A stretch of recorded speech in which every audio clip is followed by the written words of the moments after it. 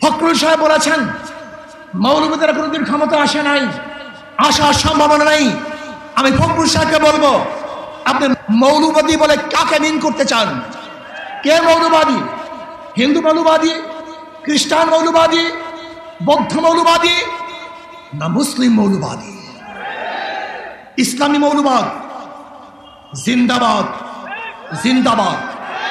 ইসলামী মৌলবাদ জিন্দাবাদ, জিন্দাবাদ। ইসলামী মৌলবাদ জিন্দাবাদ, জিন্দাবাদ। আমরা ইসলামী মৌলবাদে বিশ্বাসী। আমি মুসলমান, আমার মূল ঠিক আছে। আমি মূলকে বাদ দিয়ে রাজনীতি করতে পারি না। 92% মুসলমানদের দেশে ইসলামী মূল্যবোধকে বাদ দিয়ে, ইসলামী মূল্যবোধকে বাদ দিয়ে কেউ কোনোদিন রাজনীতি করতে পারে নাই, পারবে না ইনশাআল্লাহ। কাজী আপনি যে স্বপ্ন দেখেছেন মৌলবাদীরা ক্ষমতা আসবে না, আসে নাই, সম্ভাবনা নাই।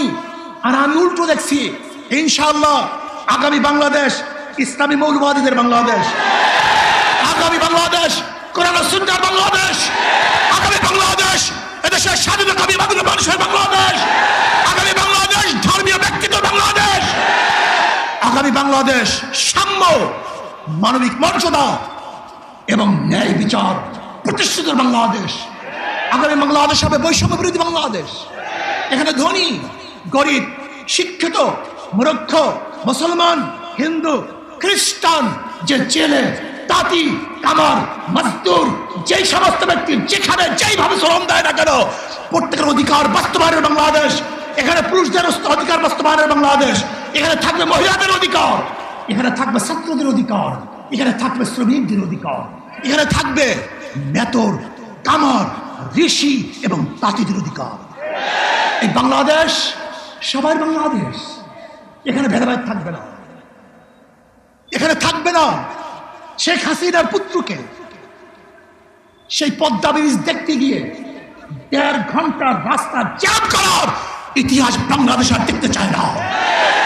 এখানে কোন প্রাইম মিনিস্টারের জন্য, কোন মন্ত্রীদের জন্য, বর্তমান উপদেষ্টা প্রধানের জন্য রাস্তা বন্ধ থাকবে, জনগণ কষ্ট করবে, এই বাংলাদেশ আমরা দেখতে চাই না। এরকম বাংলাদেশ আর চাই না। এখানে কে উপদেষ্টা, কে প্রাইম মিনিস্টার, কে প্রেসিডেন্ট, সবার জন্য রাস্তা সমান, সবার জন্য অধিকার সমান না। আমরা দেখতে চাই না ওই বাংলাদেশ যেখানে একজন মন্ত্রী যাওয়ার সময় গোটা রাস্তা বন্ধ হয়ে যাবে আর গর্ভবতী মহিলারা গাড়ির মধ্যে বাচ্চা প্রসব করবে। এই বাংলাদেশ আমরা দেখতে চাই না।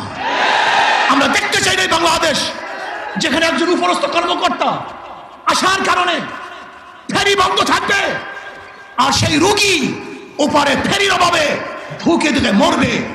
এই বাংলাদেশ আর দেখতে চাই না।